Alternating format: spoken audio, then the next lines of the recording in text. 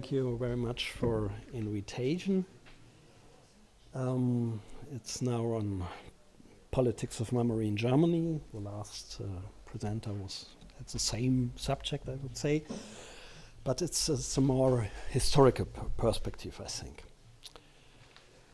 One of the most famous poems in German language is entitled Todesfuge, Death Fugue.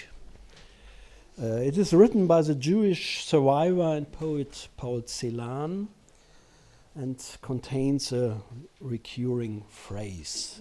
You will find it on the second slide of your print. Der Tod ist ein Meister aus Deutschland. Death is a master from Germany. In the poem, first published in 1948, Celan alluded to the German self-image as a cultural nation, as a country of masters from Bach to Goethe, whose new mastery had become industrial killing. However, the poem did not achieve its almost inflationary popularity until much later. When Celan recited it at the first meeting of the influential writers group, Gruppe 47 in 1947, it was a complete failure. Almost 80 years later, one could be under the impression for thinking that, after music, poetry and killing, the Germans have mastered yet another skill, Vergangenheitsbewältigung, coming in terms to the past. Hardly any other nation, it seems, has confronted the criminal aspects of its past so bluntly and consistently, despite to their almost incomprehensible scale, or because of. National Socialism and the Shoah occupy a prominent place in school education, as well in public commemorative culture. The Holocaust Memorial stands in the center of Berlin, the new and old capital.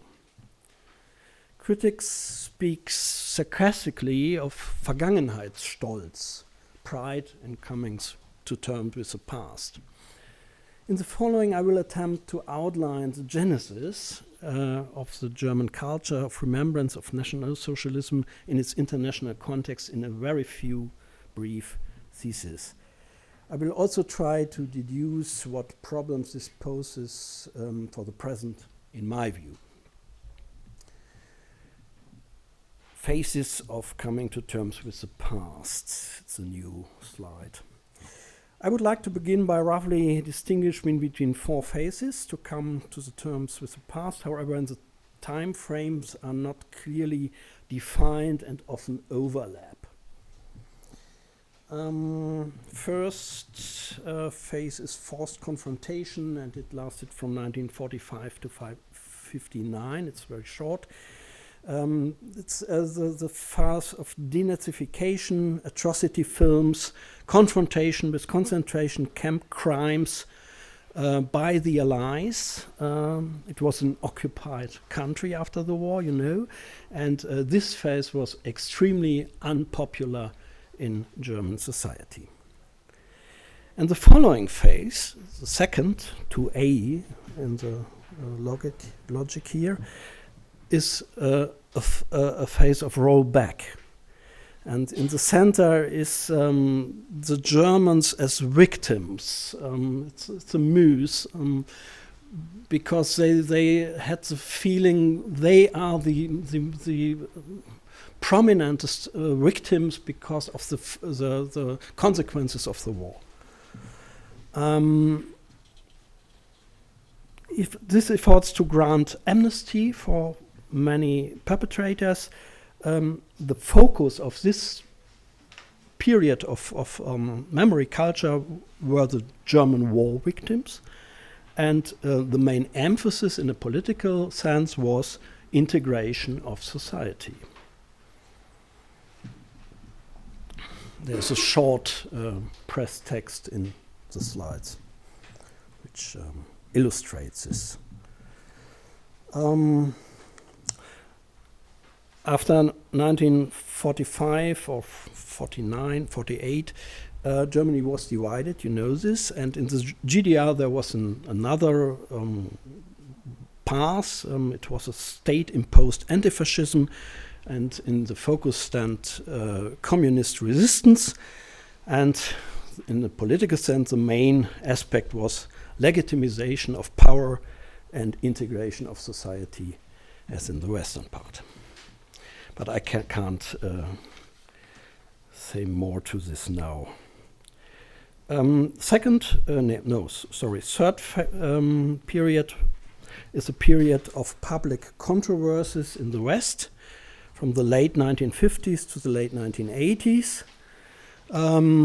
Social debates about those with a burdened past, personal continuities, criminal trials, the Eichmann court in Jerusalem, but also courts in Germany, Auschwitz court and others, until the so-called historians' dispute in the 1980s, a controversy about the writing of anti-fascism on the one hand and anti-communism of the other between intellectuals. The last, and in my eyes, lasting period is a period of a consensus on critical demarcation of the National Socialism, with the Shoah at the center. And you find this in Germany since the 1990s, in the unified Germany. The Shoah is central, a negative point of reference for national identity in the so-called Berlin Republic.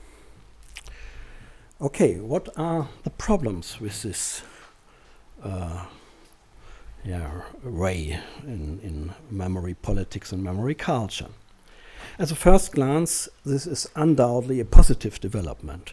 From the tearful community of victims of the 1950s, unaware, denying the atrocities, unaware of responsibility for the crimes, to the consensus that recognizes the Shoah as an epoch-making crime on which the identity of the Federal Republic is based. However, I think it has also raises a number of problems which I would like to outline now, very brief. First, always primarily oriented towards national interests, called this.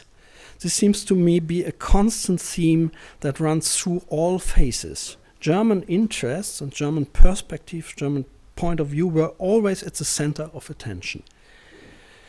Amnesty and war victims served the reintegration of German society after the war.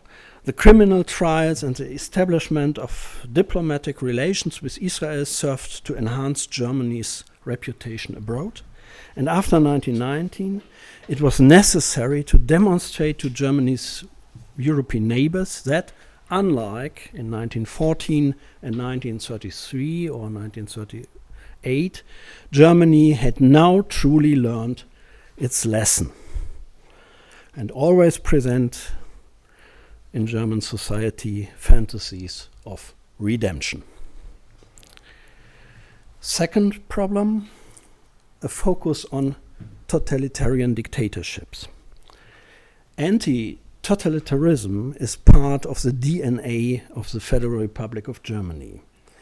It has always distanced itself from both its predecessor regime, on the one hand, and the communism of the Eastern Bloc on the other. This lives on today in a landscape of memorials that focus on National Socialism on the one hand and the SED dictatorship on the other. History thus appears to be a thing of the past.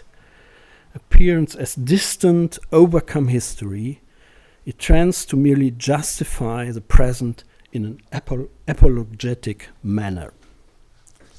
Third, since the 1990s, ex-aggregation of the Shoah as a civil religion, a European problem at the last since the Stockholm Declaration from the year 2000, which tends to make the Shoah to a point of reference for a common European identity. And this includes problematic trends towards the instrumentalization and sacralization of history. It found particularly fertile ground in Germany, where it promoted a victim-centered culture of remembrance. Identification with the perpetrators is much more difficult. And you see this in the Holocaust Memorial site. It's a victim-centered remembrance in the center of Berlin. And this is, brings me to my predecessor as speaker. Other problematic is that problematic periods in German history, like the colonial past, are covered by the National Socialism and the Shoah. The consequence is, in my eyes, a problematic German-centered perception of, for example, the Middle East conflict, primarily in historical categories of anti-Semitism and the Shoah.